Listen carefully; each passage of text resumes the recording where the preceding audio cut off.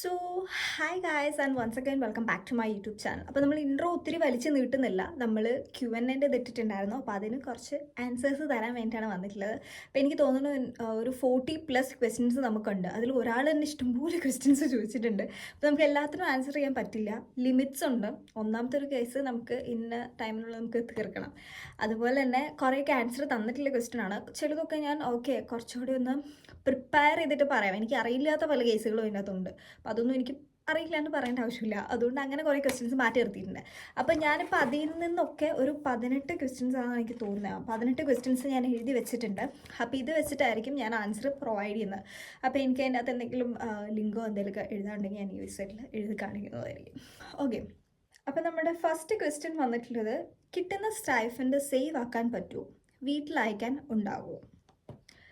അപ്പം നമുക്ക് കിട്ടുന്ന സ്റ്റൈഫൻഡ് സേവ് ചെയ്യാൻ പറ്റുമോ എന്ന് ചോദിച്ചാൽ അത് ഓരോ ആൾക്കാരുടെ പേഴ്സണലി ഉള്ള യൂസേജ്, വരവും ചിലവും അനുസരിച്ചിട്ടായിരിക്കും.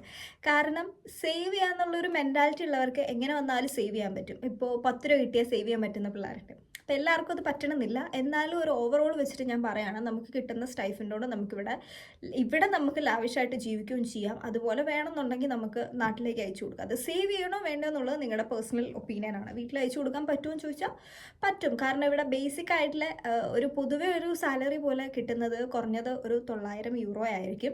അല്ലെങ്കിൽ അതിൻ്റെ മേളിലേക്കായിരിക്കും ഫസ്റ്റ് ഇയറിൽ കിട്ടി തുടങ്ങുന്നത്. അപ്പോൾ അത് ഓരോ നമ്മുടെ ഓർഗനൈസേഷനൊക്കെ വെച്ചിട്ട് ഡിഫറൻസ് ആണ്. ഇപ്പോൾ എനിക്ക് കിട്ടുന്ന എമൗണ്ട് അല്ല എൻ്റെ വേറെ ഫ്രണ്ട്സിന് കിട്ടുന്നത്. അപ്പോൾ അതനുസരിച്ചിട്ട് ഡിഫറൻസ് ഉണ്ട് നമ്മുടെ ഓർഗനൈസേഷനൊക്കെ വെച്ചിട്ട്. അപ്പോൾ അതനുസരിച്ചിട്ട് നമുക്ക് വരവും ചിലവും നോക്കിയിട്ട് നമുക്ക് സേവും ചെയ്യാം, വീട്ടിൽ അയച്ചു കൊടുക്കാനും പറ്റും. അടുത്ത ക്വസ്റ്റ്യൻ വന്നിട്ടുള്ളത്, പ്ലാൻസ് ചെക്കൻ ബാഗിൽ കൊണ്ടുവരാമോ? അപ്പോൾ പ്ലാൻസ് ചെക്കൻ ബാഗിൽ കൊണ്ടുവരാമോ എന്ന് ചോദിച്ചാൽ ഞാൻ അതിലത്ര ഉറപ്പുള്ള വ്യക്തിയല്ല. പക്ഷേ എൻ്റെ ഒരു ഇതിൽ എനിക്ക് കൊണ്ടുവരാമെന്നാണ് തോന്നുന്നത്. ആൻഡ് നിങ്ങൾ നാട്ടിൽ നിന്ന് ഇങ്ങോട്ടേക്ക് പ്ലാൻസ് കൊണ്ടുവരാനായിട്ട് പ്ലാൻ ചെയ്യുന്ന ആൾക്കാരാണെങ്കിൽ ഏറ്റവും ബെറ്റർ നിങ്ങൾ ഏത് എയർലൈനാണോ ചൂസ് ചെയ്തിരിക്കുന്നത് അവിടെ വിളിച്ച് കൺഫേം ചെയ്യുന്നതായിരിക്കും. ഇൻ കേസ് അത് പറ്റില്ല എന്നാണെന്നുണ്ടെങ്കിൽ കൊണ്ടുവന്നതിന് പിന്നെ എയർപോർട്ടിൽ വെച്ച് പിടിച്ച് വേറെ എന്തെങ്കിലും ഇഷ്യൂ ഉണ്ടാണെങ്കിലും നല്ലതാണ് വിളിച്ച് ചോദിച്ച് കൺഫേം ചെയ്യാന്നുള്ളൊരു കേസ്. അപ്പം അത് നിങ്ങൾ എയർലൈനുമായിട്ട് ബന്ധപ്പെട്ട് വിളിച്ച് ചോദിച്ച് കൺഫേം ചെയ്യാം. അടുത്ത ക്വസ്റ്റ്യൻ ആണ്, സിക്ക് ലീവ് എങ്ങനെ എടുക്കും?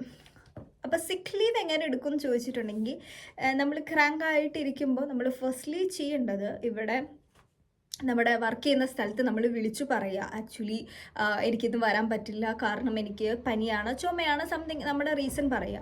എന്നിട്ട് പറയുക, ഞാൻ എന്താണെങ്കിലും ഡോക്ടറെ കണ്ട ശേഷം ഞാൻ വിളിച്ച് പറയാം എന്ന് വരെയാണ് ഞാൻ ലീവ് എടുത്തിട്ടുള്ളത്, അല്ലെങ്കിൽ ലീവ് എന്ന് ഞാൻ വിളിച്ചു പറഞ്ഞേക്കാം, അല്ലെങ്കിൽ ക്രാങ്ക് എന്നാണെന്ന് വരെ ഞാൻ പറയാം എന്ന് പറഞ്ഞിട്ട് വയ്ക്കുക. അവരും ഗോട്ടി ബിസ്റങ്ങൊക്കെ പറയും. അപ്പോൾ താങ്ക്ഷൂന്നൊക്കെ പറഞ്ഞിട്ട് കോള് കട്ട് ചെയ്യുക. അതിനുശേഷം നമ്മൾ ഇവിടെ ഹോസ്പിറ്റലിലോ അല്ലെങ്കിൽ ക്ലിനിക്കോ എവിടെയാണെന്ന് വെച്ചാൽ നിങ്ങൾ വിളിക്കുക. ക്ലിനിക്കിൽ വിളിച്ച ശേഷം എവിടെയാണോ നിങ്ങൾ പോകുന്നത് അവിടെ വിളിക്കുക. അവിടെ വിളിച്ച ശേഷം നിങ്ങൾ പറയുക, എനിക്കൊരു അപ്പോയിൻമെൻറ്റ് വേണം, എനിക്ക് ചുമയാണോ പനിയാണോ നിങ്ങളുടെ റീസൺ പറയുക. അപ്പോൾ അവർ നിങ്ങളുടെ പേരോ സംതിങ് എന്തെങ്കിലും ഡീറ്റെയിൽസ് ചോദിക്കുമായിരിക്കും. അതിനുശേഷം എന്താ ചെയ്യേണ്ടത് അവർ പറയും, ഓക്കെ ഇന്ന ടൈമിൽ നിങ്ങൾക്ക് വരാം, അപ്പോൾ 11 മണിയാണ് ആൻഡ് വിത്ത് മാസ്കോട് കൂടി വരാൻ പറയും. അപ്പോൾ നിങ്ങൾ അതനുസരിച്ച് പോകുന്ന ടൈമിൽ നിങ്ങൾ നിങ്ങളുടെ ക്രാങ്കറ്റ് കാസും കൂടെ കയ്യിലെടുക്കാൻ മറക്കരുത്. അപ്പോൾ ഇത്രേ ഉള്ളൂ. സിക്ക് ലീവ് എടുക്കാനാണെങ്കിലും ഈസിയാണ്. ഒരു പ്രാവശ്യം ചെയ്താൽ പിന്നെ പേടിക്കുന്നതല്ല, പിന്നെ ഈസിയാണ്. അടുത്ത ക്വസ്റ്റ്യൻ ആണ്, മണി എങ്ങനെ നാട്ടിലേക്ക് അയക്കുന്നത്? അത് എന്തെങ്കിലും ഒരു വീഡിയോയോ സംതിങ് എന്തെങ്കിലും ഉണ്ടെങ്കിൽ അതോടെ ഒന്ന് കാണിക്കാമോ എന്ന് ചോദിച്ചിട്ടുണ്ട്. ആക്ച്വലി ഞാൻ മണി അയക്കാൻ യൂസ് ചെയ്യുന്ന ഒരു ആപ്ലിക്കേഷൻ വൈസ് എന്ന് പറയുന്ന ആപ്ലിക്കേഷനാണ്. അത് ത്രൂ നിങ്ങൾക്ക് നാട്ടിലേക്ക് മണി അയക്കാം. നമുക്ക് ക്രെഡിറ്റ് കാർഡ് വെച്ച് അയക്കാം, ഡെബിറ്റ് കാർഡ് വെച്ചിട്ട് അയക്കാം, അല്ലെങ്കിൽ വേറെ എന്തെങ്കിലും നമ്മുടെ ഡയറക്റ്റ് ബാങ്ക് വെച്ചിട്ട് നമുക്ക് അയക്കാം. എങ്ങനെ വേണമെങ്കിൽ നമുക്ക് അതിൽ നിന്ന് പൈസ അയക്കാനായിട്ട് പറ്റും. ആൻഡ് അതുകൂടാണ്ട് ഞാനൊരു അഡ്വർടൈസ്മെൻറ്റ് ചെയ്തിട്ടുണ്ടായിരുന്നു പേ പെന്നിക്ക് വേണ്ടിയിട്ട്. പേ പെന്നിയിൽ നിന്നും നമുക്ക് നാട്ടിലേക്ക് പൈസ അയക്കാനായിട്ട് പറ്റും. പേ പെന്നി വെച്ച് അയക്കുമ്പോൾ ആകെയുള്ളൊരു ഇഷ്യൂ എന്ന് വെച്ചിട്ടുണ്ടെങ്കിൽ ഇത് എത്താനായിട്ട് കുറച്ച് ഡിലേ ഉണ്ടെന്നുള്ളൂ. വൈസിൽ വിത്തിൻ സെക്കൻഡ്സിലെത്തും, മറ്റേത് കുറച്ച് ഡിലേ ഉണ്ട്. അപ്പോൾ അതനുസരിച്ചിട്ട് അവർക്ക് എക്സ്ചേഞ്ച് റേറ്റിൽ വ്യത്യാസങ്ങളുണ്ട്. കുറച്ചുകൂടെ എക്സ്ചേഞ്ച് റേറ്റ് കൂടുതലുമാണ്. അതുപോലെ തന്നെ ടാക്സോ സംതിങ് അങ്ങനെ എന്തോ ഇല്ല, അങ്ങനെ എന്തോ ഒരു ഡിഫറൻസ് ഉണ്ട്. ഞാൻ ഇതുവരെ പേ പെന്നി ത്രൂ അയച്ചിട്ടില്ല, കാരണം നാട്ടിൽ ഇച്ചിരി ഡിലേ ആയിട്ടാണ് എത്തുന്നത്, അതുകൊണ്ട് മാത്രം. പിന്നെ നമുക്ക് പേപ്പാൽ വഴി അയക്കാം, പേപ്പാലുള്ള ആൾക്കാർക്കാണെങ്കിൽ. അങ്ങനെ പല വെറൈറ്റി ഓഫ് ഓപ്ഷൻസ് ഉണ്ട്. അടുത്ത ക്വസ്റ്റ്യൻ, വിൻ്റർ ആൻഡ് സമ്മറിൽ ശ്രദ്ധിക്കേണ്ട കേസസ്. ഇപ്പോൾ സ്റ്റുഡൻസ് ഒക്കെ ആയിട്ട് വരുമ്പോൾ വിൻ്റർ സെമിസ്റ്ററിൽ വരുന്നവരുണ്ട്, സമ്മർ സെമിസ്റ്ററിൽ ആ ഒരു ടൈമിൽ വരുന്നവരുണ്ട്. അങ്ങനെയുള്ളവർ ശ്രദ്ധിക്കേണ്ട കാര്യം, ഇപ്പോൾ വിൻ്ററിൽ വരുന്നവരാണെങ്കിൽ ഞാൻ നിങ്ങൾക്ക് ഒരു ഇൻഫോ തരാം. നമ്മളിവിടെ വരുന്ന ടൈമിൽ നമുക്ക് മൂക്കിൽ നിന്ന് ബ്ലഡ് വരാനുള്ള ചാൻസസ് കൂടുതലാണ്. എനിക്കും നന്ദുവിനൊക്കെ ഉണ്ടായിരുന്നു. വന്നിറങ്ങിയ ടൈമിൽ നമ്മളിങ്ങനെ ശ്രദ്ധിക്കില്ല, പക്ഷേ മൂക്കിൽ നിന്ന് എപ്പോഴും ബ്ലഡ് കട്ട പിടിച്ച് വരുന്ന ഒരു സിറ്റുവേഷൻ ഉണ്ട് വിൻ്റർ ആവുന്ന ടൈമിൽ. അപ്പോൾ അത് നിങ്ങളാരും പേടിക്കേണ്ട ഒരു കേസ് വരില്ല. വിൻ്റർ ആകുമ്പോൾ അത് നമുക്ക് നോസ് ഡ്രൈ ആയിട്ട് എന്തോ വരുന്നതെന്ന് തോന്നുന്നു. ഇങ്ങനെ ഒലിച്ചൊന്നും വരത്തില്ല, പക്ഷേ മൂക്കിൽ ബ്ലഡ് ഉണ്ടാവും. നമ്മളിപ്പോൾ കൈയൊക്കെ ഇട്ടിട്ട് എടുക്കുമ്പോൾ മൊത്തം ചോരയൊക്കെ കാണാൻ പറ്റും. അങ്ങനെ സിറ്റുവേഷനൊക്കെ ഉണ്ടായിട്ടുണ്ട്. ഓക്കെ, അത് പേടിക്കേണ്ട ആവശ്യമില്ല. പിന്നെന്ന് വെച്ചിട്ടുണ്ടെങ്കിൽ നമ്മളെപ്പോഴും വിൻ്റർ ടൈമിൽ ഹാൻഡ് ക്രീമും കാര്യങ്ങളൊക്കെ യൂസ് ചെയ്യാൻ നോക്കുക. കാരണം കൈയൊക്കെ അല്ലെന്നുണ്ടെങ്കിൽ ഇതുണ്ടോ തൊലി പൊരിക്കുന്നുണ്ടോ അങ്ങനെ പോകും. പ്രത്യേകിച്ച് ഈ നഴ്സിംഗ് ഫീൽഡിലൂടെ വർക്ക് ചെയ്യുമ്പോഴത്തേക്ക് നമ്മളെപ്പോഴും ഈ ഡിസിൻഫെക്ഷനൊക്കെ ചെയ്യുന്നുണ്ട്. അതിൻ്റെ ഒരു ഇതോടെ ആയിട്ട് കൈ നന്നായിട്ട് ഡ്രൈ ആവും. അപ്പോൾ വിൻ്ററും കൂടെ ആണെങ്കിൽ പിന്നെ പറയണ്ട, ഭയങ്കര ഡ്രൈ ആവും. അപ്പോൾ അതുകൊണ്ട് അങ്ങനെയുള്ള ക്രീംസും കാര്യങ്ങളൊക്കെ യൂസ് ചെയ്യാൻ നോക്കുക. അപ്പം നമ്മുടെ ബോഡിയിലൊക്കെ ആണെങ്കിൽ യൂസ് ചെയ്യാനായിട്ട് നോക്കുക. പിന്നെ നല്ല ക്ലോത്തിങ് ധരിക്കാൻ നോക്കുക, നല്ല ക്ലോത്ത്സ് വാമായിട്ടുള്ളതും ഒക്കെ ആയിട്ട്. നമുക്ക് വേറൊരു ഇഷ്യൂ കാര്യങ്ങളോ ഒന്നും വരാണ്ട് ക്യാപ്പും കാര്യങ്ങളൊക്കെ തല വെക്കുക, ചെവി കവർ ചെയ്യുക. അല്ല ഇപ്പം നല്ല കാറ്റുണ്ട്, നല്ല തണുപ്പാണെങ്കിൽ ചെവിയുടെ ഈ ഒരു ഭാഗത്തൊക്കെ ആയിട്ട് ഭയങ്കര വേനെടുത്ത് തുടങ്ങും, അൺസഹിക്കബിൾ ആവും. അതുപോലെ മുടി വിൻ്റർ ടൈമിൽ പ്രത്യേകിച്ച് കെയർ ചെയ്യുക. കാരണം ഭയങ്കര ബുദ്ധിമുട്ടാണ് എല്ലാം കൂടെ നോക്കി നടക്കൽ. നമ്മൾ നാട്ടിൽ ശീലിച്ച് വരാത്ത കുറേ കാര്യങ്ങൾ ഇവിടെ വന്ന് ശീലിക്കുമ്പോൾ നമുക്കത് കുറച്ചുകൂടെ പാടാണ്. പിന്നെ ഫുഡ്, വെള്ളമൊന്നും ഒട്ടും കുടിക്കാൻ തോന്നില്ല, അതൊക്കെ നോക്കുക. സമ്മർ ടൈമിൽ നേരെ മറിച്ച് വെള്ളമൊക്കെ ധാരാളം കുടിക്കും, പക്ഷേ സൺബേണോ കാര്യങ്ങളൊന്നും ഇല്ലാണ്ടാക്കാൻ നോക്കുക. അങ്ങനെ ഇവിടെ അതിന് മാത്രം സണ്ണൊന്നും അടിക്കില്ല, സൂര്യനൊന്നും അടിക്കില്ല നമ്മുടെ നാട്ടിലെ പോലെ. എങ്കിലും സൺസ്ക്രീനും കാര്യങ്ങളൊക്കെ യൂസ് ചെയ്ത് നടക്കാനായിട്ട് നോക്കുക. കാരണം ചൂടെന്ന് പറഞ്ഞാൽ അവിടെ ഇവിടെയൊക്കെ ശരിയാണ്. കാരണം എനിക്കൊക്കെ എവിടെയാണെങ്കിലും ചെറിയൊരു ഒരു 15 ഡിഗ്രി വരെ വന്നിട്ടുണ്ടെങ്കിൽ ചൂടെടുക്കാൻ തുടങ്ങും, എനിക്ക് വേർക്കാൻ തുടങ്ങും ഓട്ടോമാറ്റിക്കലി. അപ്പോൾ നമ്മൾ നാട്ടിൽ 30ഉം അതിന് മുകളിലേക്കൊക്കെ നിന്നിട്ടും അങ്ങനെ ശീലിച്ച് വന്നവരായിട്ട് ഓടി ഇവിടെ 15 പോലും കയറിയിട്ടില്ല, 12 പോലും കഴിഞ്ഞ ദിവസം വന്നിട്ട് എനിക്ക് പറ്റുന്നുണ്ടായിരുന്നില്ല. അപ്പം ഓരോരുത്തർക്ക് ക്ലൈമറ്റ് ചേഞ്ച് അനുസരിച്ചിട്ട് വ്യത്യാസങ്ങൾ വന്നു തുടങ്ങും. അപ്പം ബോഡിക്കും അതനുസരിച്ചിട്ട് വ്യത്യാസം വരും, സ്കിന്നിന് അതനുസരിച്ച് വ്യത്യാസം വരും, അങ്ങനെ കുറേ ഇഷ്യൂസ് ഉണ്ടാകും. അപ്പോൾ അത് പേഴ്സണലി ഒരാൾക്ക് ഇൻഡിവിജ്വലി വരുന്ന വ്യത്യാസമാണ്. ഇപ്പോൾ എനിക്ക് എൻ്റെ രീതിയിൽ മാത്രമാണ് പറയാൻ പറ്റുള്ളൂ. പലർക്കും ഇവിടെ വരുമ്പോൾ പല പല ചേഞ്ചസ് ആയിരിക്കും. ചിലർക്ക് വിൻ്ററൊന്നും ഒട്ടും പറ്റത്തുണ്ടാവില്ല, തിരിച്ചു പോകുന്ന സ്റ്റുഡൻസ് പറയുന്നത് ഞാൻ അങ്ങനെ കേട്ടിട്ടുണ്ട്. 1-2 പേരുടെ കേസ് ഇവിടെ വിൻ്റർ വന്നിട്ട് വിൻ്റർ ഒട്ടും പറ്റാണ്ട് തിരിച്ചു പോയേക്കുന്നവർ. അപ്പം അങ്ങനെയൊക്കെ ഇഷ്യൂസ് വരാം. ക്വസ്റ്റ്യൻ എന്ന് വെച്ചിട്ടുണ്ടെങ്കിൽ നമ്മളിപ്പോൾ ഡിസബിൾഡ് ഒക്കെ ആയിട്ടുള്ള ആൾക്കാരുടെ അടുത്ത് ഇൻറ്റേൺഷിപ്പ് ചെയ്തിട്ടുണ്ടെങ്കിൽ നമുക്ക് ഹൗസ് ബിൽഡിങ്ങിലേക്ക് കയറുന്ന ടൈമിൽ എന്തെങ്കിലും മുൻഗണന ഉണ്ടാവുമോ എന്ന് ചോദിച്ചിട്ടുണ്ട്. മുൻഗണന, ഓക്കെ. അപ്പോൾ അത് ഹൗസ് ബിൽഡിംഗ് കയറുമ്പോഴല്ല, FSUD കയറുമ്പോഴല്ല, എങ്ങനെ ആയിക്കോട്ടെ നമ്മളൊരു ഇൻറ്റേൺഷിപ്പ് ചെയ്താൽ നമുക്ക് അതിൻ്റെ ഒരു വാല്യൂ ഉണ്ടാവും.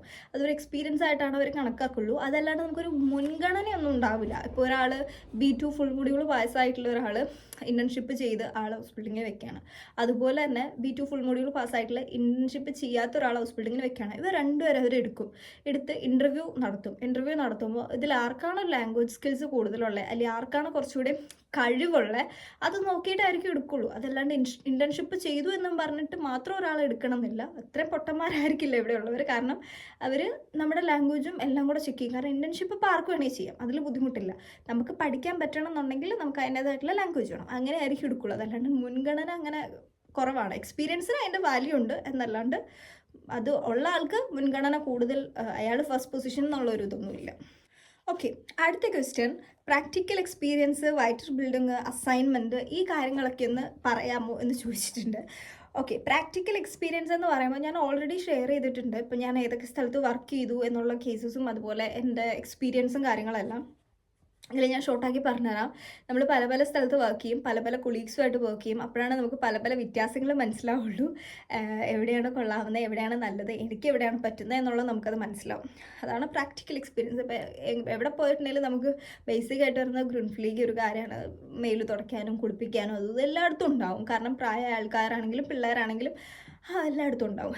പിന്നെ കുത്തിവെക്കാനുണ്ടാവും, അതുപോലെ ഓരോരോ കേസസ് ഉണ്ടാവും. ഓക്കെ, പിന്നെ വൈറ്റർ ബിൽഡിങ്ങിൻ്റെ കേസസ് എന്ന് പറയുമ്പോഴത്തേക്കും നമുക്കിവിടെ നഴ്സിംഗ് പഠിച്ചു കഴിഞ്ഞിട്ടുണ്ടെങ്കിൽ എനിക്ക് തോന്നുന്നു 9 മാസം മറ്റേ കഴിഞ്ഞാൽ നമുക്ക് വൈറ്റർ ബിൽഡിങ്ങിന് ഓപ്ഷൻസ് ഉണ്ട്. അതെന്ത് വേണമെങ്കിൽ നമുക്ക് ഇപ്പം ഹൗസ് ബിൽഡിങ് പഠിക്കുന്ന സ്റ്റുഡൻസിന് നമുക്ക് ലൈക്ക് അതിനെന്താ പറയുക, നമുക്ക് ഹൗസ് ബിൽഡിംഗ് പഠിക്കുന്ന സ്റ്റുഡൻസിൻ്റെ ഒരു ടീച്ചറായിട്ട് വരാം, അല്ലെങ്കിൽ ട്യൂഷൻ ടീച്ചറായിട്ട് വരാം. ഒരു എക്സാമ്പിൾ പറഞ്ഞിട്ടുണ്ടെങ്കിൽ, അതായത് അൺലൈറ്റിംഗ് എന്നുള്ള രീതിയിൽ. ഇപ്പം ഞാനിവിടെ നഴ്സിംഗ് പഠിക്കുന്ന ടൈമിൽ എനിക്കൊരു അൺലൈറ്ററിനുണ്ട്. അപ്പോൾ പുള്ളിക്കാരിയാണ് എന്നെ ഹെൽപ്പ് ചെയ്യുന്നത്. എനിക്ക് ഡൗട്ട്സ് ഉണ്ടെങ്കിൽ ഞാൻ പുള്ളിക്കാരോട് ചോദിക്കും. അങ്ങനെ ഒരു ട്യൂഷൻ ടീച്ചർ പോലെ നമുക്ക് ആവാൻ പറ്റും. അല്ലെങ്കിൽ വേറെ ഏതെങ്കിലും മേഖലയിലേക്ക് നമുക്ക് സ്പെഷ്യലൈസ് ചെയ്ത് പോകാം. അപ്പോൾ പാലിയേറ്റീവ് കെയറോ അങ്ങനെ എന്തെങ്കിലുമൊക്കെ നമുക്ക് സ്പെഷ്യലൈസ് ചെയ്ത് പോകാം. അല്ലെങ്കിൽ വുണ്ട് എക്സ്പേർട്ടിനായിട്ട് പഠിക്കാൻ പറ്റും. അങ്ങനെ ഓപ്ഷൻസ് കുറേ ഉണ്ട്, നമുക്ക് എന്ത് വേണമെങ്കിൽ എടുക്കാം. അങ്ങനെ അത് കഴിഞ്ഞാൽ പിന്നെ PDL ആവാൻ പറ്റും. അങ്ങനെ തുടർന്നുള്ള ഓപ്ഷൻസ് ഉണ്ട്. പിന്നെ അസൈൻമെൻറ്റ്സിൻ്റെ കാര്യം. അസൈൻമെൻറ്റ്സ് എന്ന് പറയുമ്പോൾ നമുക്ക് ഇവിടെ നാട്ടിലെ പോലെയുള്ള അസൈൻമെൻറ്റ്സ് അല്ല. ഞാൻ 10 വരെ അല്ലെങ്കിൽ 10ാം ക്ലാസ് വരെ പഠിച്ചതിൽ ഞാൻ അസൈൻമെൻറ്റ്സ് ചെയ്തിട്ടുള്ളത് കുറേ പേപ്പറും ഇതും വെട്ടി ഒട്ടിക്കും, എവിടെന്നെങ്കിലും എല്ലാം കോപ്പി അടിച്ച് ചെയ്തും, കുറേ കളർ ബുക്ക് ചെയ്യുന്ന ലൈക്ക് പല കടകളിലൊക്കെ പോയിട്ട് നമ്മൾ ഓരോ പേപ്പറൊക്കെ ആനിമൽസിൻ്റെയൊക്കെ പേപ്പറൊക്കെ വെട്ടി ഒട്ടിക്കൂലേ, ആ അസൈൻമെൻറ്റ്സ് മാത്രമാണ് ഞാൻ ചെയ്തിട്ടുള്ളൂ. വേറെ അസൈൻമെൻറ്റ്സ് ഞാൻ ചെയ്തിട്ടില്ല. പിന്നെ +1 +2 റെക്കോർഡ് ഉണ്ടായിരുന്നുള്ളൂ, അസൈൻമെൻറ്റ്സോ കാര്യങ്ങളൊന്നും എനിക്കുണ്ടായിരുന്നില്ല. ഇവിടുത്തെ അസൈൻമെൻറ്റ് എന്ന് പറയുമ്പോഴത്തേക്കും എന്താ പറയുക, ലേൺ ഓഫ് കാർ അസൈൻമെൻറ്റ് എന്ന് പറയാം. ഓക്കെ, അസൈൻമെൻറ്റ് എന്നാലും കുറച്ചൊരു ടാസ്ക്കാണ്. കാരണം നമ്മൾ നമ്മുടെ സ്വന്തമായിട്ടുള്ള വാക്യങ്ങളിലെല്ലാം എഴുതണം. അത് ജർമ്മൻ തന്നെ ആയിരിക്കണം, മറ്റൊരു ഭാഷ പറ്റില്ല. അതിൽ നമ്മൾ എവിടെ നിന്ന് നോക്കി എഴുതിയാൽ അത് അതിൻ്റെ ക്വല്ലയിൽ കൊടുക്കണം. അപ്പം അതിന് നമുക്ക് മാർക്ക് കുറവായിരിക്കും. അപ്പം കുറച്ചൊരു ബുദ്ധിമുട്ടുണ്ട്. അതനുസരിച്ചിട്ട് നമ്മൾ നല്ലോണം കഷ്ടപ്പെട്ടിട്ട് വേണം അതൊക്കെ ചെയ്യാനായിട്ടാണെങ്കിലും. ബുദ്ധിമുട്ടില്ലെന്ന് ഞാൻ പറയില്ല. പക്ഷേ ഇഷ്ടപ്പെട്ട് ചെയ്യുകയാണെങ്കിൽ എല്ലാം ഈസി ആയിരിക്കുമല്ലോ എല്ലാവർക്കും. ഓക്കെ, അടുത്ത ക്വസ്റ്റ്യൻ, വൊക്കാബുലറീസ് പഠിക്കാൻ എന്തെങ്കിലും ട്രിക്കുണ്ടോ? വൊക്കാബുലറി പഠിക്കാനായിട്ടുള്ള ട്രിക്ക് എന്ന് പറഞ്ഞാൽ എൻ്റെ അടിയിലൊരു കമൻറ്റ് ഞാൻ കണ്ടിട്ടുണ്ടായിരുന്നു, 10 പ്രാവശ്യം എഴുതി പഠിച്ചാൽ മതി എന്നുള്ളത്. അത് എല്ലാവർക്കും വർക്കൗട്ട് ആവണമെന്നില്ല 10 പ്രാവശ്യം എഴുതി പഠിക്കുന്ന ഒരു ടെക്നിക്ക്. കാരണം എനിക്ക് പേഴ്സണലി 10 പ്രാവശ്യം എഴുതി പഠിക്കുന്നത് വർക്കൗട്ടും ആവില്ല, എനിക്ക് ഭയങ്കര മടുപ്പായിരിക്കും. ആരെക്കൊണ്ട് പറ്റും 10 പ്രാവശ്യം എഴുതി പഠിക്കാനൊന്ന് ആലോചിച്ച് നോക്കിയേ. അതിനും പകരം ഞാൻ നിങ്ങൾക്കൊരു ഐഡിയ പറഞ്ഞുതരാം. ഞാൻ യൂസ് ചെയ്ത് വരുന്നതിൽ എനിക്ക് യൂസ് ചെയ്യാൻ താല്പര്യമുള്ള, യൂസ് ചെയ്തിട്ട് വർക്ക് ആയിട്ടുള്ള ഒരു ഐഡിയ ആണ്. നിങ്ങൾക്ക് ട്രൈ ചെയ്ത് നോക്കാം. നമുക്ക് എല്ലാവർക്കും സ്പീക്കിംഗ് പാടായിരിക്കും നമ്മൾ നാട്ടിൽ നിൽക്കുന്ന ടൈമിൽ. അപ്പം സ്പീക്കിങ്ങും വൊക്കാബ്സും ഒക്കെ ഇമ്പ്രൂവ് ചെയ്യണമെങ്കിൽ നിങ്ങൾ പരിശ്രമിച്ചേ പറ്റുള്ളൂ. നിങ്ങൾ അതിന് എക്സസൈസ് ചെയ്തേ പറ്റുള്ളൂ, അല്ലെങ്കിൽ യൂബിങ്ങനെ ചെയ്താണ് പറ്റുള്ളൂ. അപ്പോൾ നിങ്ങൾക്ക് ചെയ്യാൻ പറ്റുന്ന ഒരു ഐഡിയ, നിങ്ങളൊരു മിററിൻ്റെ ഫ്രണ്ടിൽ പോയി നിൽക്കാം. അപ്പം ഇത് മിററാന്ന് വയ്ക്കാം. മിററിൻ്റെ ഫ്രണ്ടിൽ പോയി നിന്നിട്ട് നിങ്ങളൊരു പുതിയ വൊക്കാബ് പഠിച്ചു, ലൈക്ക് നുട്സൻ എന്ന് പറയുന്ന വൊക്കാബ് പഠിച്ചു. അപ്പോൾ നിങ്ങൾക്ക് വേണമെങ്കിൽ പറയാം, ഈ ഷ്നുട്സ് ാണ് ഹാൻഡി എന്നുള്ളൊരു സിമ്പിളായിട്ട് നിങ്ങൾ പറഞ്ഞു. ഇഷ്നുട്സ് ആണ് ഹാൻഡി എന്ന് പറഞ്ഞു. ഓക്കെ, അത് കഴിഞ്ഞു. നിങ്ങൾ പിറ്റേ ദിവസം ഇതിപ്പോൾ ഒരു പ്രാവശ്യം നിങ്ങൾ പഠിച്ചു പോയല്ലോ, പിറ്റേ ദിവസം നിങ്ങൾ വേറൊരു വൊക്കാബ് പഠിച്ചു, അത് ഇതോടെ മിക്സ് ചെയ്ത് പറയാൻ നോക്കുക. ലൈക്ക് ഇഷ്നുട്സ് ഗൺ ഹാൻഡി ആൻഡ് വേറെ എന്തെങ്കിലും ആണെന്നുണ്ടെങ്കിൽ അതോടെ ഇതിൻ്റെ അകത്ത് ആഡ് ചെയ്തു. എനിക്ക് വേറെ അങ്ങനെ ഓർത്തിട്ട് കിട്ടുന്നില്ല കേട്ടോ, അതുകൊണ്ടാണ് ഇപ്പോൾ പറയാത്തത്. വേറെ എന്തെങ്കിലും ആഡ് ചെയ്യാൻ നോക്കുക. അപ്പോൾ നിങ്ങളുടെ സ്പീക്കിംഗ് സ്കിൽസും അത് ത്രൂ ഇമ്പ്രൂവ് ആവും, നിങ്ങൾക്ക് കോൺഫിഡൻസും കിട്ടും. നിങ്ങൾക്കത് മറന്നു പോകാനും പറ്റില്ല, മറന്നു പോവില്ല. കാരണം നമ്മൾ ഡെയിലി യൂസ് ചെയ്യുന്ന വൊക്കാബ്സ് ഒന്നും മറന്നു പോവില്ല. ഞാൻ നാട്ടിൽ നിന്ന് വരുന്ന ടൈമിൽ എനിക്ക് വൊക്കാബ്സൊക്കെ കുറവായിരുന്നു, കാരണം ഞാൻ പഠിക്കലുണ്ടായിരുന്നില്ല അങ്ങനെയൊന്നും. ഇവിടെ വന്നു കഴിഞ്ഞപ്പോഴത്തേക്കും എല്ലാവരുമായിട്ട് സംസാരിച്ച് തുടങ്ങിയപ്പോഴും എപ്പോഴും കേട്ട് തുടങ്ങിയപ്പോഴും എനിക്ക് കുറേ കാര്യങ്ങൾ ഞാൻ അറിയാണ്ട് തന്നെ എൻ്റെ മൈൻഡിൽ ഫീഡായി. ലൈക്ക് ഞാൻ ഒരു പ്രാവശ്യം പോലും പറയാത്ത കാര്യങ്ങൾ എൻ്റെ മൈൻഡിൽ ഫീഡായിട്ടുണ്ട്. അത് നമ്മൾ പല പ്രാവശ്യമായിട്ട് കേൾക്കുമ്പോൾ നമ്മുടെ മൈൻഡിലേക്ക് ഓട്ടോമാറ്റിക്കലി ഫീഡാവുന്നതാണ്. അപ്പോൾ നിങ്ങൾ യൂസ് ചെയ്യുമ്പോൾ കുറച്ചുകൂടെ വേഗത്തിൽ അത് ഫീഡാവും. അപ്പോൾ നിങ്ങൾ അങ്ങനെ ട്രൈ ചെയ്ത് നോക്കുക, അത് കുറച്ചുകൂടി ഈസി ആയിരിക്കും എഴുതി പഠിക്കുന്നതിനേക്കാൾ കൂടുതൽ. ഓക്കെ, അടുത്ത ക്വസ്റ്റ്യൻ വന്നിട്ടുള്ളത്, ഇവിടെ എക്സാം എഴുതുമ്പോൾ ഗ്രാമർ സെറ്റ് ആകുമോ? ഈസി പോലെ എസ്സേ പോലെ ഉണ്ടാവുമോ എക്സാമിന്? അത് ഇവിടെ ജർമ്മനിയിൽ. ഓക്കെ, ഇവിടെ ഹൗസ് ബിൽഡിങ്ങിൻ്റെ ബേസ് ചെയ്തിട്ടാണ് ചോദിച്ചതെന്നുണ്ടെങ്കിൽ എസ്സേ പോലത്തെ എക്സാംസ് ഒന്നും എഴുതാണ്ടാവില്ല. എങ്കിലും നമുക്ക് ചില കേസസിൽ നമുക്ക് കുറച്ചൊന്ന് വലിച്ചു നീട്ടി എഴുതേണ്ട വരും. അതുപോലെ ഗ്രാമർ സെറ്റ് ആവുമെന്ന് ചോദിച്ചാൽ അത് എനിക്ക് പറയാൻ പറ്റില്ല. പല പിള്ളേരുടെയും കേസസ് പലതാണ്. എൻ്റെ കേസിൽ എനിക്ക് കുറച്ചുകൂടെ എനിക്ക് എഴുതുന്ന ടൈമിലാണ് ഗ്രാമർ ഓക്കെ ആയിട്ട് വരിക, പറയുന്നതിനേക്കാൾ കൂടുതൽ. അത് ഓരോരുത്തർക്കും ഡിഫറെൻ്റ് ആണ്. ചില പിള്ളേർക്ക് എഴുതാൻ പാടായിരിക്കും, ചിലർക്ക് പറയാൻ പാടായിരിക്കും. നമ്മൾ പഠിച്ചിരിക്കുന്ന രീതി വെച്ചിട്ട് നമുക്കത് യൂസ് ചെയ്യാൻ പറ്റും. എനിക്ക് എഴുതുമ്പോഴാണ് കുറച്ചുകൂടെ ഗ്രാമർ അടിപൊളിയായിട്ട് കിട്ടിത്തുടങ്ങുന്നത്. എസ്സേ പോലെ ഉണ്ടാവില്ലെങ്കിലും കുറച്ച് വലിച്ചു നീട്ടി കാണും. കാരണം ഒരു beispiel അവർ തരും. ഉദാഹരണം ഞാൻ പറഞ്ഞുതരാം. ഒരു പുള്ളിക്കാരൻ ആൻഡ് ഒരു പുള്ളിക്കാരി. ഇതിൽ ഒരു പുള്ളിക്കാരിക്കും ജലദോഷമാണ്, 2 പേർക്കും ജലദോഷമാണ്.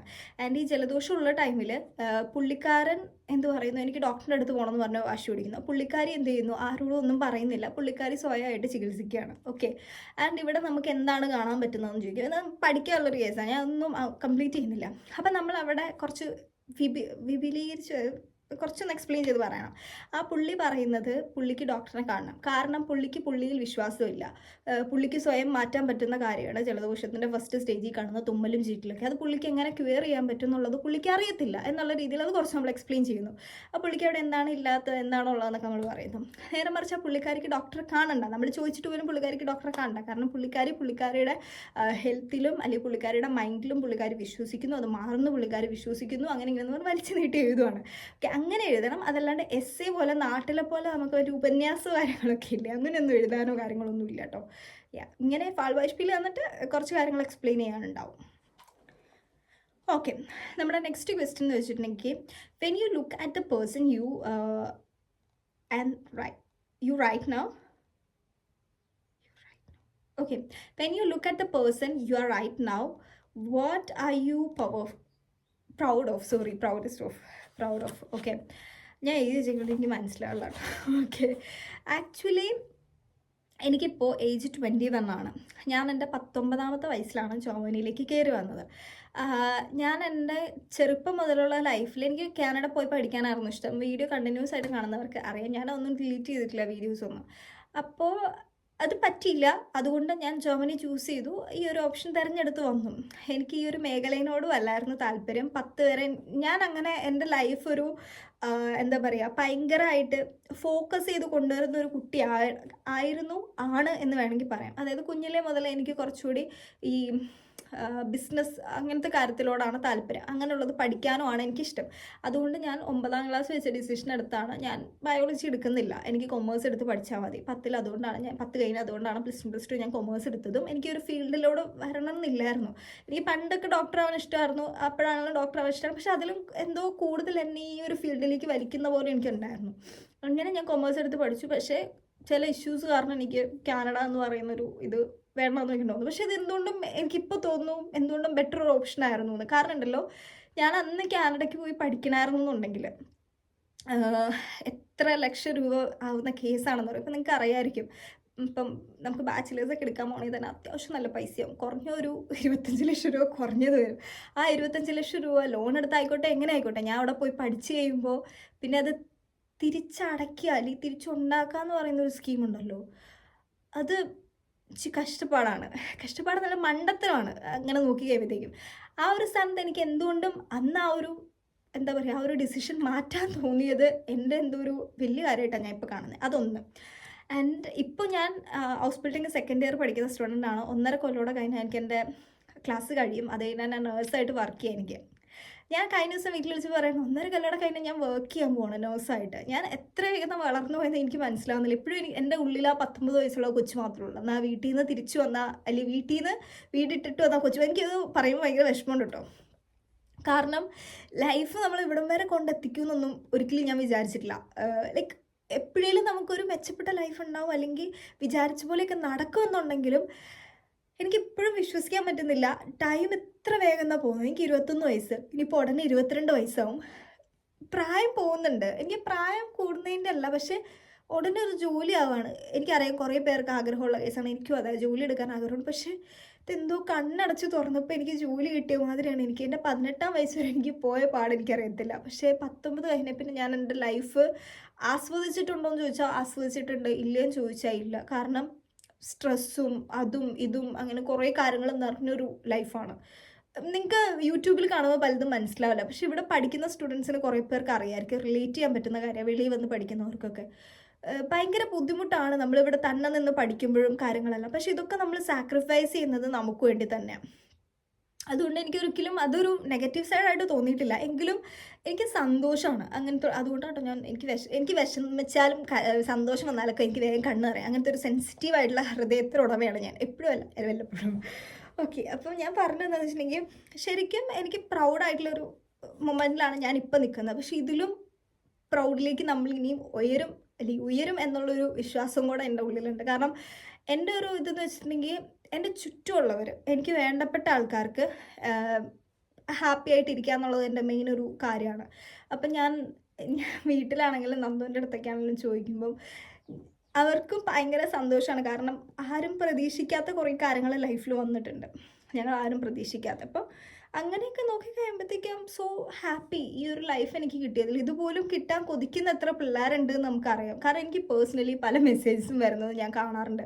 സ്കൂളിൽ പഠിക്കുമ്പോഴും പല പിള്ളേരുടെ അടുത്ത് പല കേസസും പറഞ്ഞിട്ടുണ്ട്. അപ്പോൾ അങ്ങനെയൊക്കെ നോക്കുമ്പോൾ ഈ ഒരു ലൈഫും എനിക്ക് എൻ്റെ പേരൻസും എല്ലാം കിട്ടിയതിൽ ഞാൻ ഹാപ്പിയാണ്, ഭയങ്കര ഹാപ്പിയാണ്. അതുതന്നെ എനിക്ക് ഈ ലോകത്ത് കിട്ടാൻ വെച്ചതിൽ ഏറ്റവും വലിയ സ്വത്തെന്ന് ഞാൻ പറയുള്ളൂ.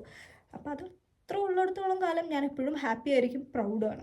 സോ അതാണ് എനിക്ക് പറയാനുള്ളൂ. പിന്നെ കൂടുതലൊക്കെ നമ്മൾ നമ്മുടേതായിട്ടുള്ള ഗോൾസും കാര്യങ്ങളൊക്കെ അച്ചീവ് ചെയ്ത് കഴിയുമ്പോൾ ഞാൻ ബാക്കിയെല്ലാം പറയുന്നതായിരിക്കും. അപ്പോൾ അടുത്ത question, what should learn before coming to Germany related FSC vocabs and others. അപ്പോൾ ഈ ഒരു ക്വസ്റ്റ്യന് ഞാൻ ആൻസർ പറയുന്നത് എന്താ പറയുക, ഞാനൊരു കോഴ്സ് ഇൻട്രൊഡ്യൂസ് ചെയ്യത്തുള്ളൂ. കാരണം FSC എന്നല്ല, നഴ്സിംഗ് എടുക്കാൻ പോകുന്നവർക്കാണെങ്കിലും വേണ്ടിയിട്ടാണ് നമ്മൾ ലാംഗ്വേജ് ഓഫ് കെയർ എന്ന് പറയുന്ന കോഴ്സ് പ്രൊവൈഡ് ചെയ്യുന്നത്. അപ്പോൾ അത് കുറേ പേര് എമൗണ്ട് കൂടുതലാണെന്ന് പറയുന്നുണ്ട്. ആക്ച്വലി നിങ്ങൾ അതിൽ നിന്നൊരു കാര്യം മനസ്സിലാക്കേണ്ടത്, ഞാനിവിടെ പഠിക്കുന്നൊരു സ്റ്റുഡൻ്റാണ്. എനിക്കില്ലാത്ത സമയത്താണ് ഞാൻ നിങ്ങൾക്ക് ക്ലാസ് എടുത്തു തരുന്നത്. അപ്പോൾ നമ്മുടെ ഇവിടുത്തെ ഒരു വേജ് അനുസരിച്ചിട്ട് മാത്രമാണ് നമ്മൾ എമൗണ്ട് വെക്കുള്ളൂ, അതല്ലാണ്ട് നമ്മൾ വെക്കില്ല. അപ്പോൾ അതിനെന്തുകൊണ്ടും ഒരു മാസത്തെ ആ ക്ലാസ് ഭയങ്കര വെർത്താണ് നിങ്ങൾക്ക്. കാരണം നിങ്ങൾ ഇങ്ങോട്ട് വരുമ്പോൾ FSC ആയിക്കോട്ടെ, ഹൗസ് ബിൽഡിംഗ് ആയിക്കോട്ടെ, ഇവിടെ വന്നു കഴിയുമ്പോൾ നിങ്ങൾക്ക് ഒരു ഇഷ്യൂ ഉണ്ടാവാണ്ട് നിങ്ങൾക്ക് വരാൻ പറ്റും. അത് ഞാൻ മാത്രം വിചാരിച്ചാൽ നടക്കില്ല, പഠിക്കുന്ന നിങ്ങളും കൂടെ അത് വിചാരിക്കണം. കാരണം പഠിക്കുക എന്ന് പറയുന്നത് നിങ്ങളുടെ ഒരു ഉത്തരവാദിത്തമാണ്. അതിൽ നിങ്ങൾക്ക് ആ ക്ലാസ്സിൽ നിങ്ങൾക്ക് കുറേ കാര്യങ്ങൾ മനസ്സിലാവും. ഇപ്പോൾ കഴിഞ്ഞ പ്രാവശ്യം ഞാൻ ഇട്ട പിള്ളേരുടെ വീഡിയോസിൽ നിന്നാണെങ്കിലും നിങ്ങൾക്ക് മനസ്സിലാക്കി എടുക്കാൻ പറ്റും എന്താണ് ഇവിടെ, എങ്ങനെയാണ് നടക്കുന്നത്, എന്തൊക്കെ നമ്മൾ ശ്രദ്ധിക്കണം, എന്തൊക്കെ ശ്രദ്ധിക്കേണ്ട എന്നുള്ള കാര്യങ്ങളെല്ലാം നിങ്ങൾക്ക് അത് മനസ്സിലാക്കാൻ പറ്റും. അനാട്ടമി പഠിക്കാൻ കുറച്ചൊക്കെ, പ്രൊബേഷൻ പാസ്സാനുള്ള കാര്യങ്ങൾ പഠിക്കുക, എങ്ങനെ പഠിക്കണം, എങ്ങനെ എക്സാം എഴുതണമെന്ന് വരെ നിങ്ങൾക്ക് അതിൽ നിന്ന് ക്ലിയർ ആവും. അപ്പോൾ അതുകൊണ്ട് എന്തുകൊണ്ട് ആ കോഴ്സ് നിങ്ങൾ എടുക്കുകയാണെങ്കിൽ നിങ്ങൾക്ക് ബെറ്റർ ആയിരിക്കും. അപ്പോൾ എനിവേ, നിങ്ങൾക്ക് ആർക്കെങ്കിലും ജോയിൻ ചെയ്യാൻ താല്പര്യം ഉണ്ടെങ്കിൽ March 10 നമുക്ക് ന്യൂ ഒരു ബാച്ച് സ്റ്റാർട്ട് ചെയ്യുന്നുണ്ട്. അപ്പോൾ ജോയിൻ ചെയ്യാൻ താല്പര്യം ഉണ്ടെങ്കിൽ മെസ്സേജ് അയക്കാം. ഞാൻ നമ്പർ ഇവിടെ കൊടുക്കാം, ഡിസ്ക്രിപ്ഷൻ ബോക്സിലും കൊടുത്തിട്ടുണ്ടാവും. അപ്പോൾ FSC ഹൗസ് ബിൽഡിംഗ് നഴ്സിംഗ് ഒക്കെ എടുക്കുന്നവർക്ക് എന്തുകൊണ്ടും നല്ലൊരു ഓപ്ഷൻ തന്നെയാണ്. അപ്പോൾ നെക്സ്റ്റ് ക്വസ്റ്റ്യൻ വന്നിട്ട്, what should do and we do not do after arrive in Germany. അത് പറഞ്ഞുതരാൻ ഞാൻ അത്ര കറക്റ്റ് വ്യക്തിയല്ല, എങ്കിലും എനിക്ക് അറിയാവുന്ന കുറച്ച് കാര്യങ്ങൾ ഞാൻ പറഞ്ഞുതരാം. ഒന്ന്, ഇവിടെ വന്ന ശേഷം നമ്മൾ ഒരിക്കലും ചെയ്യാൻ പാടില്ലാത്തൊരു കാര്യം, നമ്മുടെ കേസസ് ഒന്നും ആരുടെ അടുത്ത് ഓപ്പണായിട്ട് പറയാണ്ടിരിക്കുക.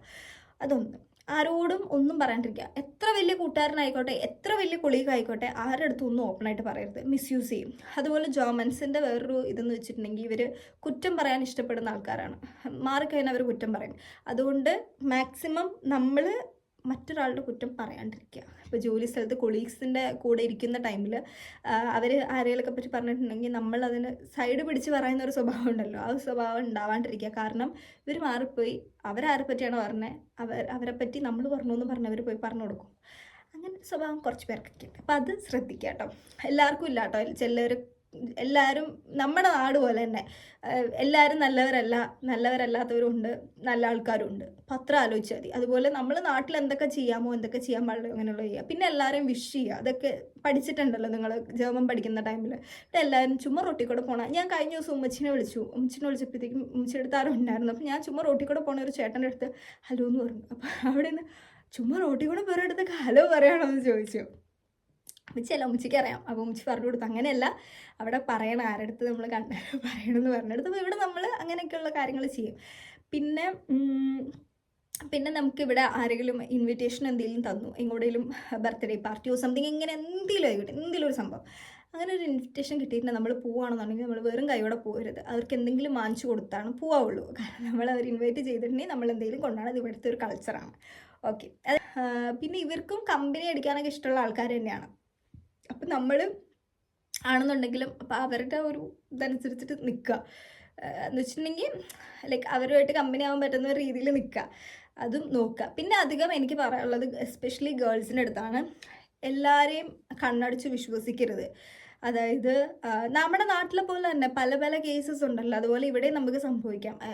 മലയാളികളാണെങ്കിലും ഇന്ത്യൻസ് ആണെന്നുണ്ടെങ്കിലും മറ്റ് രാജ്യക്കാരാണെന്നുണ്ടെങ്കിലും എല്ലാവരും നല്ല ആൾക്കാരായിരിക്കില്ല. നാട്ടിലെ പോലെ തന്നെ സെയിം അവസ്ഥ. ഞാൻ ഇത് ആരെയും പേഴ്സണലി ഇതാക്കാൻ പറയുന്നതല്ല. നമുക്ക് സുരക്ഷ വേണമെന്നുണ്ടെങ്കിൽ നമ്മളെ നോക്കിയേ പറ്റുള്ളൂ. അതുകൊണ്ട് കൂട്ടുകൂടാനാണെങ്കിലും എങ്ങനെയാണെന്നുണ്ടെങ്കിലും ഒരു പരിധി ഉണ്ടല്ലോ എല്ലാത്തിനും. അത് നമ്മൾ നമ്മുടെ സൈഡിൽ നിന്ന് നോക്കേണ്ട കാര്യമാണ് കേട്ടോ. എന്തെങ്കിലും പറ്റിക്കഴിഞ്ഞിട്ട് അയ്യോ അത് പറ്റി ഇത് പറ്റിയെന്ന് പറയരുത്. അതിലും നല്ലത് നമ്മൾ തുടക്കത്തിൽ ഓരോന്നിനും ഓരോ അതിരിടുന്നതാണ്. ഇപ്പം നാട്ടിൽ എന്താണോ അവസ്ഥ ആ അവസ്ഥ തന്നെ, അത്രേ ഞാൻ പറയുന്നുള്ളൂ. അല്ലാണ്ട് ഇവിടെ മാത്രം സ്പെഷ്യലി ഇന്നൊരു കേസസോ അങ്ങനെയൊന്നുമില്ല. പിന്നെ ഇവിടുത്തെ പോലീസിൻ്റെ ഇതെന്ന് വെച്ചിട്ടുണ്ടെങ്കിൽ വെറും കൊള്ളില്ലാത്തൊരു കേസാണ്. എനിക്ക് പേഴ്സണലി വലിയ കാര്യമായിട്ട് ഇഷ്ടപ്പെടാത്തൊരു കേസാണ് ഇവിടുത്തെ പോലീസിന്. അപ്പം നമ്മുടെ സാധനങ്ങളൊക്കെ ആണെങ്കിലും നമ്മൾ മാക്സിമം സൂക്ഷിക്കാനൊക്കെ ആയിട്ട് നോക്കുക. ഇതൊക്കെയാണ് എൻ്റെ മൈൻഡിലേക്ക് വേഗം ഓടി വരുന്ന കാര്യങ്ങളുള്ളൂ കേട്ടോ. ഓക്കെ, അടുത്ത ക്വസ്റ്റ്യൻ എന്ന് വെച്ചിട്ടുണ്ടെങ്കിൽ സ്റ്റഡി റുട്ടീൻ ഡെയിലി പഠിക്കാറുണ്ടോ, സ്പെഷ്യൽ പ്രൂഫൊക്കെ കഴിഞ്ഞോ എന്ന് ചോദിച്ചിട്ടുണ്ട്. അപ്പോൾ സ്റ്റഡി റുട്ടീൻ എന്ന് പറഞ്ഞാൽ ഞാൻ ഡെയിലി പഠിക്കാറുള്ള ഒരു വ്യക്തിയല്ല. പക്ഷെ എനിക്ക് എക്സാം ഉണ്ടെങ്കിൽ, എനിക്കിപ്പം നാളെ ഒരു എക്സാം ഉണ്ടെന്ന് വയ്ക്കുക, അങ്ങനെയാണെന്നുണ്ടെങ്കിൽ ഞാനിരിക്കും. ഒരു 7 മണിയൊക്കെ ആകുമ്പോഴാണ് ഞാൻ ഇരിക്കുള്ളൂ പഠിക്കാൻ.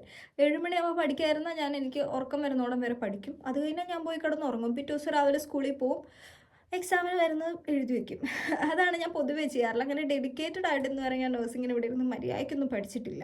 ഇനി പഠിക്കണം, കാരണം എൻ്റെ സ്പെഷ്യൽ പ്രൂഫിങ് കഴിഞ്ഞിട്ടില്ല. സ്പെഷ്യൽ പ്രൂഫിങ് വരുന്നുണ്ട്. വിത്തിൻ 5 months സ്പെഷ്യൽ പ്രൂഫിങ് ഉണ്ടാവും. ഞാൻ അതുകൊണ്ട് സ്റ്റാർട്ട് ചെയ്തിട്ടുണ്ട് പയ്യെ പഠിക്കാൻ. അപ്പോൾ അതിൻ്റെ വ്ലോഗ്സും കാര്യങ്ങളൊക്കെ നിങ്ങൾക്ക് കാണാം.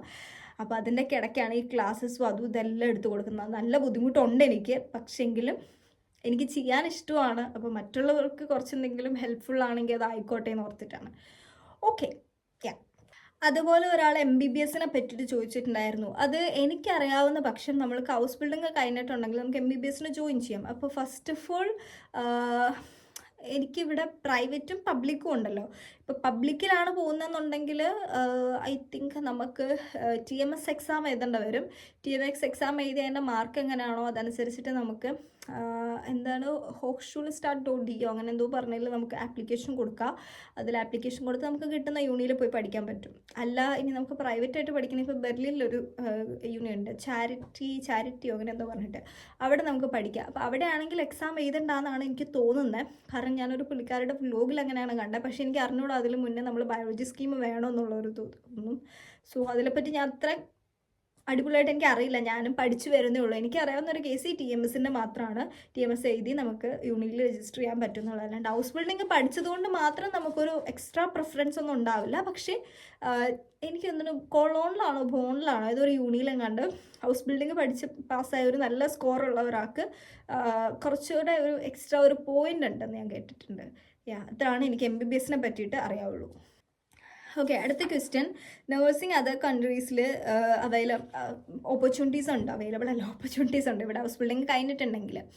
അപ്പോൾ എൻ്റെ ഒരു അറിവ് വെച്ചിട്ട് നമുക്ക് നഴ്സിംഗ് ഏത് കൺട്രി ചെയ്യണമെങ്കിലും അവിടെ ലൈസൻസ് നമുക്ക് ആവശ്യമാണ്. ഇപ്പം ഞാൻ ഇവിടെ നിന്ന് നഴ്സിംഗ് പഠിച്ചു കഴിഞ്ഞു, എനിക്കിവിടെ 2 വർഷത്തെ എക്സ്പീരിയൻസും കാര്യങ്ങളും ഉണ്ടെന്ന് വയ്ക്കുക. അപ്പോൾ എനിക്ക് ആ എക്സ്പീരിയൻസ് സർട്ടിഫിക്കറ്റ് വെച്ചിട്ടുണ്ടെങ്കിൽ വേറെ കൺട്രിയിൽ അപ്ലൈ ചെയ്യാം. ആൻഡ് അതിന് മുന്നേ ആയിട്ട് അല്ലെങ്കിൽ ആ ഒരു ടൈമിൽ എനിക്ക് അവിടുത്തെ ആ നഴ്സിംഗ് കൺട്രിയിലെ ലൈസൻസ് വേണം. അതിന് ചിലപ്പോൾ നമ്മൾ എന്തെങ്കിലും ടൈപ്പ് ഓഫ് എക്സാംസ് എഴുതേണ്ടി വരും. അത് പാസ്സാവുകയാണെങ്കിൽ നമുക്ക് അവിടെ പോയി വർക്ക് ചെയ്യാം. അതിന് പ്രശ്നമില്ല. കാരണം നമ്മൾ ഇന്ത്യയിൽ നിന്ന് നമ്മൾ നഴ്സിംഗ് പഠിച്ചിട്ട് ജർമ്മനിയിലേക്ക് വരുമ്പോഴാണെങ്കിലും നമ്മളിവിടെ നേരെ നേഴ്സായിട്ടല്ല വന്ന് വർക്ക് ചെയ്യുന്നത്. നമ്മളിവിടെ ഒരു അസിസ്റ്റൻ്റ് പോലെ ആയിരിക്കും ഫസ്റ്റ് വർക്ക് ചെയ്യുന്നത്, എനിക്കറിയാവുന്നത് വെച്ചിട്ട് കേട്ടോ. എന്നിട്ട് നമുക്ക് ആ ഒരു ടൈമിൽ ഇവിടുത്തെ എക്സാം നമ്മൾ പാസ്സായെങ്കിൽ മാത്രമാണ് നമുക്ക് ലൈസൻസ് ഇവിടെ കിട്ടുള്ളൂ. എന്നാൽ മാത്രമാണ് നമുക്കിവിടെ നേഴ്സായിട്ട് വർക്ക് ചെയ്യാനും പറ്റുള്ളൂ, ഇവിടുത്തെ രീതിയിലുള്ള ശമ്പളം കിട്ടി തുടങ്ങത്തുള്ളൂ. അതാണ് എനിക്കറിയാവുന്നത്. അപ്പോൾ അങ്ങനെ തന്നെ ആയിരിക്കും മറ്റുള്ള രാജ്യത്തും ലോസും കാര്യങ്ങളും വരുന്നത്. ഓക്കെ, അടുത്ത ക്വസ്റ്റ്യൻ, പേഷ്യൻസിനെയൊക്കെ പൊക്കാൻ ഡിഫിക്കൽട്ടാണോ, ഹെൽപ്പൊക്കെ കിട്ടുമെന്ന് ചോദിച്ചിട്ടുണ്ട്. ആക്ച്വലി പേഷ്യൻസിനെ പൊക്കാൻ ഡിഫിക്കൽട്ടാണോ എന്ന് ചോദിച്ചാൽ നമുക്കൊരു പേഷ്യൻറ്റിനെ ഇങ്ങനെ എടുത്ത് പൊക്കേണ്ട ആവശ്യമില്ല. നമ്മൾ വർക്ക് ചെയ്യുന്ന ടൈമിൽ നമുക്ക് പേഷ്യൻസിനെ തിരിച്ച് കടത്തേണ്ടി വരും. ചിലപ്പോൾ ഒറ്റ കൈ കൊണ്ട് ഇങ്ങനെ പിടിച്ച് പുറം വാഷ് ചെയ്യേണ്ടി വരും, ചിലപ്പോൾ ഇങ്ങനെ വലിച്ചെടുക്കേണ്ടി വരും, ചിലപ്പോൾ ഇങ്ങനെ എടുത്ത് പൊക്കേണ്ടി വരും. ആ ഒരു ടൈമിൽ നമുക്ക് ചെയ്യാൻ പറ്റില്ല. ചിലരെ ബുദ്ധിമുട്ടാണെന്നുണ്ടെങ്കിൽ നമുക്ക് അതിന് ഉറപ്പായിട്ടും ഹെൽപ്പ് കിട്ടും. അല്ലാണ്ട് നമുക്ക് വലിയ പ്രശ്നങ്ങളൊന്നും വരില്ല. അപ്പോൾ ഞാൻ കുറേ പേരൊക്കെ തന്നെ ചെയ്യാറുണ്ട്. പിന്നെ നമ്മൾ ശ്രദ്ധിക്കേണ്ട കാര്യം നമ്മുടെ റുക്കനാണ്. റുക്കൻ പോയി കഴിഞ്ഞാൽ എല്ലാം പോകും. ഒരു 30 വയസ്സാകുമ്പോൾ എനിക്ക് പണി കിട്ടി തുടങ്ങും. ഓക്കെ, അടുത്ത ക്വസ്റ്റ്യൻ, ക്ലൈമറ്റ് ഹെൽത്ത് കണ്ടീഷനെ എഫക്റ്റ് ചെയ്യും? എല്ലാവർക്കും ഇല്ല, ചിലർക്ക് ഞാൻ ഓൾറെഡി നേരത്തെ പറഞ്ഞ പോലെ തന്നെ ചിലർക്ക് ബുദ്ധിമുട്ടുണ്ടാവും. അപ്പം നാട്ടിലേക്ക് പോകേണ്ടവർ ഇപ്പോൾ എന്തെങ്കിലും ആസ്മയോ അങ്ങനെ എന്തെങ്കിലുമൊക്കെ ഉള്ളവർക്ക് എന്തെങ്കിലും ഇഷ്യൂ ഉണ്ടാവും. എനിക്ക് അറിഞ്ഞൂടാ കേട്ടോ, പേഴ്സണലി ഞാൻ പറഞ്ഞതാണ് ഉദാഹരണമായിട്ട്. തണുപ്പ് കൂടുതലടിക്കുമ്പോൾ ഇഷ്യൂ ഉള്ള ആൾക്കാർ പലതും ഉണ്ടാവും. അപ്പം അങ്ങനെയുള്ളവർക്ക് ബുദ്ധിമുട്ടുണ്ടാവും. സോ ഏറ്റവും ലാസ്റ്റത്തെ ക്വസ്റ്റ്യൻ ആണ്, ഒരു ആവറേജ് സ്റ്റുഡൻറ്റിന് ഹൗസ് ബിൽഡിംഗ് എടുത്തിട്ടുണ്ടെങ്കിൽ പഠിക്കാൻ പറ്റുമോ, ആവറേജ് ആയിട്ട് ജർമ്മൻ പഠിക്കുന്ന സ്റ്റുഡൻറ്റിന്? ആക്ച്വലി ഇത് നിങ്ങൾ നാട്ടിൽ ജർമ്മൻ പഠിക്കുന്നതല്ല, ഹൗസ് ബിൽഡിങ്ങിൽ പഠിക്കുന്ന ജർമ്മൻ. അപ്പോൾ അതിൽ ഡിഫറൻസ് ഉണ്ട്. നിങ്ങൾ നാട്ടിൽ ഗ്രാമർ പോർഷനോ അല്ലെങ്കിൽ നിങ്ങൾക്ക് ഹ്യോറിനോ അതൊന്നും പാസ്സാകാൻ പറ്റുന്നില്ല, നിങ്ങൾ അവിടെ ആവറേജ് ആണെന്നുണ്ടെങ്കിൽ അതിലല്ല കാര്യം ഇരിക്കുന്നത്. അവിടെ ആവറേജ് ആയിട്ടുള്ളവർ ചിലപ്പോൾ ഇവിടെ അടിപൊളിയായിട്ട് പറയും, അവിടെ അടിപൊളിയായിട്ട് സംസാരിക്കുന്നവർ ഇവിടെ ചിലപ്പോൾ ലോക്കലായിട്ടാണ് മിണ്ടുള്ളൂ. അത് പേഴ്സണലി ഓരോ ആൾക്കാരെ വെച്ചിട്ടാണ് ഇരിക്കുന്നത്. എനിക്കറിയില്ല നിങ്ങൾ എത്ര പേര് പറഞ്ഞു കേട്ടിട്ടുണ്ട് ഇവിടെ ഹൗസ് ബിൽഡിംഗ് പഠിക്കാൻ കുഴപ്പമില്ല, ഓക്കെ ആണെന്നുള്ളൊരു കേസ്. കാരണം എൻ്റെ ഒരു അറിവിൽ ഞാൻ +2 വരെ പഠിച്ചൊരു വ്യക്തിയാണ്. +2 വരെ ഞാൻ പഠിച്ചു വന്ന ഒരാളാണ്. എനിക്ക് ഒരു സബ്ജക്റ്റും ഈസി ആയിട്ട് ഒരിക്കലും തോന്നിയിട്ടില്ല. ഓരോ സബിനും അതിൻ്റേതായിട്ടുള്ള ഡിഫറൻസ് ഉണ്ട്. ചില പിള്ളേർക്ക് മാത്സ് ഭയങ്കര ഇഷ്ടമാണ്, ചിലർക്ക് കണ്ണെടുത്താൽ കണ്ടത്. എനിക്ക് ആ ഒരു സൈഡായിരുന്നു ഞാൻ. എനിക്ക് മാത്സ് വലിയ താല്പര്യമില്ല, എന്നാൽ കുഴപ്പമില്ല, പഠിച്ചാൽ പഠിക്കുന്നുള്ള ഒരു ലെവലായിരുന്നു ഞാൻ. പക്ഷേ നമുക്ക് ഇഷ്ടപ്പെട്ട് നമ്മൾ പഠിക്കുമ്പോൾ ഏത് സബ്ബും നമ്മൾ പഠിക്കും. എനിക്ക് പേഴ്സണലി എക്സ്പീരിയൻസ് കൊണ്ട് ഞാൻ പറയുകയാണ്, പഠിക്കണ്ടെന്ന് വെച്ച് കഴിഞ്ഞിട്ടുണ്ടെങ്കിൽ ആരും പഠിക്കില്ല. ഞാൻ ജർമ്മൻ ലാംഗ്വേജ് അങ്ങനെ അത്ര ഹൈ ലെവലിൽ പഠിച്ചുകൊണ്ടിരുന്ന ആളൊന്നുമല്ല. ഞാൻ ഒരു ആവറേജ് സ്റ്റുഡൻ്റ് ആയിരുന്നു നാട്ടിൽ. പക്ഷേ എനിക്ക് ഇവിടെ വന്നു കഴിഞ്ഞപ്പോൾ പഠിക്കാൻ പറ്റായിക്കൊന്നുമില്ല. എനിക്ക് മനസ്സിലാവുന്നുണ്ട് ഇവർ പറയുന്നതെല്ലാം. എനിക്ക് അങ്ങോട്ട് റിപ്ലൈ കൊടുക്കാൻ പറ്റുന്നുണ്ട്, എഴുതി വയ്ക്കാൻ പറ്റുന്നുണ്ട്, അതിന് മാർക്ക് കിട്ടുന്നുണ്ട്, അയൻസ് കിട്ടുന്നുണ്ട്, സ്വൈ കിട്ടുന്നുണ്ട്, ദ്രൈ കിട്ടുന്നുണ്ട്. അത് മതി, ഓക്കെയാണ്. ആർക്കും അവിടെ പ്രശ്നം ഇരിക്കുന്നത് നമ്മൾ. അപ്പോൾ ഞാൻ ആലോചിക്കാറുണ്ട്, ഞാൻ കഷ്ടപ്പെട്ട് പഠിച്ചിട്ടുണ്ട്, എനിക്കൊരു പ്രശ്നമില്ല, എനിക്ക് എല്ലാത്തിനും അയൻസ് കിട്ടാനുള്ള സ്കോറുണ്ട്, അല്ലെങ്കിൽ വകുപ്പുണ്ട്, അത്ര ഞാൻ ആലോചിക്കാറുള്ളൂ. അപ്പോൾ ഇവിടെ വന്ന് കഴിഞ്ഞാൽ നിങ്ങൾക്ക് പഠിക്കാൻ പറ്റും. അതിനാണല്ലോ ഇപ്പം, അതുകൊണ്ടാണ് ഞാനും പറഞ്ഞത്, നമ്മളിപ്പോൾ പ്രൊവൈഡ് ചെയ്യുന്ന കോഴ്സിൻ്റെ കേസ്. പല പിള്ളേർക്കും ഇവിടെ വന്നിട്ട് പഠിക്കാൻ പറ്റാതെ ബുദ്ധിമുട്ടുന്നവരുണ്ട്. അത് എനിക്ക് അറിഞ്ഞൂടാ, പഠിക്കാണ്ടാവാം, അല്ലെങ്കിൽ വേറെ എന്തെങ്കിലും ഇഷ്യൂ ആയിട്ടാവും, ലാംഗ്വേജ് മനസ്സിലാവാണ്ടാവും, അങ്ങനെ പല പ്രശ്നങ്ങളുണ്ടല്ലോ. അപ്പോൾ അതുകൊണ്ടാണ് നമ്മൾ പ്രൊബേഷൻ ആണെങ്കിലും പാസ്സാവാൻ വേണ്ടിയിട്ട്, അല്ലെങ്കിൽ പിള്ളേർക്ക് കുറച്ചൊന്നും ഒരു ഐഡിയ കിട്ടി, കുറച്ച് കാര്യങ്ങൾ മനസ്സിലായി ഒന്ന് സെറ്റാവാൻ വേണ്ടിയിട്ട് ക്ലാസ്സസ് പ്രൊവൈഡ് ചെയ്യും. അപ്പോൾ ആർക്കെങ്കിലും താല്പര്യം ഉണ്ടെങ്കിലാണെങ്കിലും ലിങ്ക് താഴെ ഉണ്ടാവും, ജോയിൻ ചെയ്യാൻ താല്പര്യമുള്ളവർ അപ്ഡേറ്റ് ചെയ്യാം. അപ്പോൾ ഇതായിരുന്നു നമ്മുടെ ചെറിയൊരു Q&A സെക്ഷൻ. ഇനി നിങ്ങൾക്ക് എന്തെങ്കിലും ഡൗട്ട് ഉണ്ടെങ്കിൽ ചോദിക്കുക, ഞാൻ മാക്സിമം അടുത്തടുത്ത വീഡിയോയിൽ ഉൾപ്പെടുത്താൻ ശ്രമിക്കുക. ഇനിയിപ്പോൾ എനിക്ക് ഉടനെ ക്ലാസ്സസ് തുടങ്ങി കഴിഞ്ഞാൽ എനിക്ക് അറിഞ്ഞൂടാ എങ്ങനെയാണ് എല്ലാ കാര്യങ്ങളും പോകുക. എക്സാംസ് വരാൻ പോവാണ്, സ്പെഷ്യൽ പ്രൂഫും. അപ്പോൾ അതിൻ്റെ റിലേറ്റ് ചെയ്തിട്ട് നമുക്ക് കുറേ സ്റ്റഡി വീഡിയോസ് ആയിരിക്കും മെയിൻലി വരുന്നത്. കാരണം എക്സാമിന് നമുക്ക് മാർക്ക് വാങ്ങണമല്ലോ. അപ്പം സ്പെഷ്യൽ പ്രൂഫിങ്ങിൻ്റേതായിട്ടുള്ള കുറേ റിലേറ്റഡ് സ്റ്റഡി വീഡിയോസും കാര്യങ്ങളൊക്കെ ഉണ്ടാവും. അപ്പോൾ എല്ലാവരും സപ്പോർട്ട് ചെയ്യുക. താല്പര്യമുള്ളവർ സ്റ്റഡി വീഡിയോസിന് ജോയിൻ ചെയ്യുക. നമുക്ക് എങ്ങനെയാണോ നോക്കുക അങ്ങനെ നോക്കിപ്പോൾ. അപ്പോൾ എന്തായാലും അടുത്ത വീഡിയോ ആയിട്ട് വീണ്ടും കാണാം. അതുവരേക്കും ബൈ ബൈ.